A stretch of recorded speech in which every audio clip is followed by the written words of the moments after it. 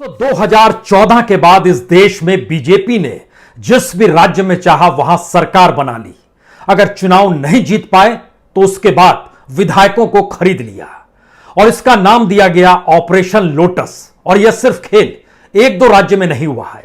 अगर आप फेरिस्त देखना शुरू कीजिएगा तो आपके जहन में उत्तराखंड आएगा, आपके जहन में पुडुचेरी आएगा, आपके जहन में गोवा आएगा, आपके जहन में कर्नाटक आएगा, आपके जहन में मध्य प्रदेश आएगा। यह प्रयास महाराष्ट्र में भी किया जा रहा था, यह प्रयास राजस्थान में भी हो रहा था। तो क्या यह ऑपरेशन लोटस और विधायकों की खरीद फरोख्त इस देश के भीतर में लोकतंत्र को इतना सस्ता बना चुकी है, या फिर लोकतंत्र की खरीद फरोख्त कुछ विधायकों की खरीद के साथ हो जाती है? दरअसल अभी तक तो यही समझ में आ रहा था, लेकिन इस ऑपरेशन जासूसी ने कई परतों को खोलना शुरू कर दिया है। और इसमें पहली बार यह भी नजर आ रहा है कि दरअसल ऑपरेशन लोटस के ठीक समानांतर एक ऑपरेशन जासूसी चलती है। यह जासूसी उन लोगों को साधने को लेकर होती है जिनके जरिए सत्ता गिराई जा सकती है, या फिर जिनकी रणनीति को अगर पहले से जान लिया जाए तो सत्ता गिराने में कोई मुश्किल होती नहीं है।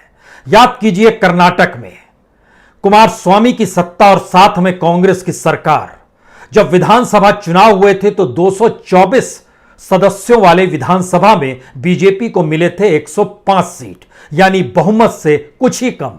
लेकिन दूसरी तरफ जेडीएस, कांग्रेस और निर्दलीय, इन तीनों ने मिलकर बहुमत हासिल कर लिया, इनकी सरकार बन गई। 14 महीने यह सरकार चली, लेकिन 14 महीने के बाद ऑपरेशन लोटस ने असर दिखाया और सरकार ढह कर गिर गई। येदियुरप्पा मुख्यमंत्री बन गई। यह खेल क्या है?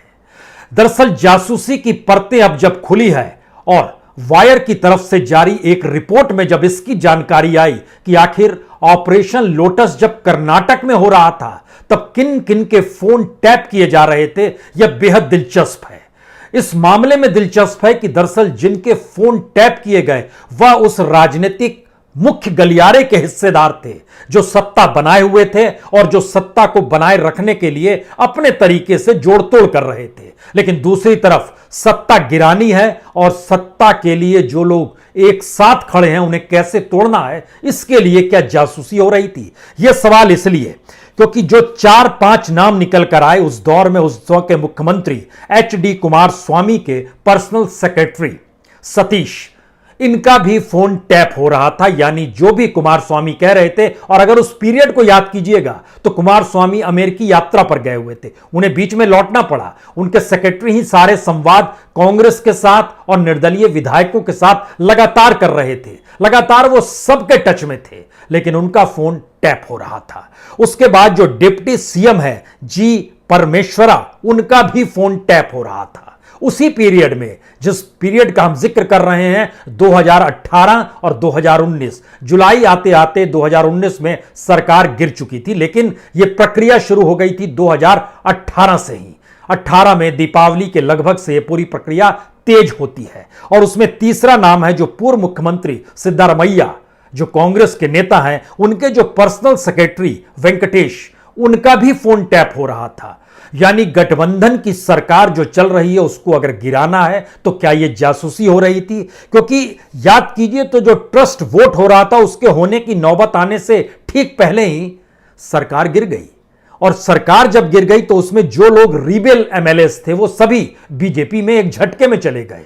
और जो रिबेल थे, क्या उनका फोन भी टैप हो रहा होगा? अभी इसकी जानकारी नहीं आई है, लेकिन उनके खिलाफ जो कार्रवाई हो रही थी, अगर उस पीरियड में फिर से चले जाइएगा तो कांग्रेस के एमएलए जैसे रोशन बेग, ये एक पॉन्जी स्कीम में सीबीआई ने इनके खिलाफ कार्रवाई शुरू कर दी थी। 400 करोड़ का मामला था। सवाल था कि एक करप्ट आदमी, एक करप्ट विधायक, वह भी रिबेल हो गया और वह भी वहां से निकलकर बीजेपी में आ गया।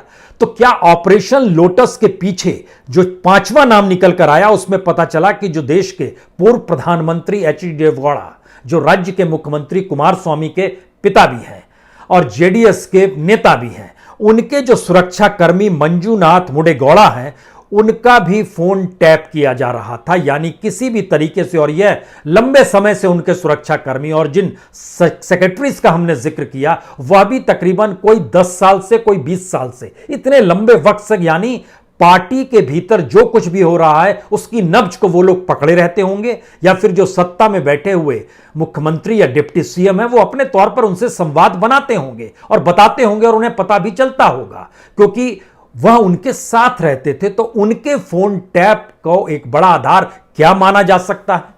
और यह बहुत साफ तौर पर है कि मध्य प्रदेश में भी जो कुछ हुआ, जिस रूप में हुआ, सरकार जिस रूप में गिरी, गोवा में जिस तरीके से आखिरी मूवमेंट में कांग्रेस पीछे रह गई और बीजेपी ने वहां गठबंधन कर लिया, किस तरीके से किया, उत्तराखंड में जो सरकार गिरी, और कहा गया था कि ऑपरेशन लोटस तो महाराष्ट्र में भी जब शिवसेना की सरकार बनी उसके बाद बीजेपी ने शुरू कर दिया था। तो सवाल राजस्थान का भी आया था, क्या राजस्थान में भी ऑपरेशन लोटस चल रहा है? यह सारी परिस्थितियां बताती है कि इस देश के भीतर में डेमोक्रेटिक नॉर्म्स धीरे धीरे खत्म हो चले हैं।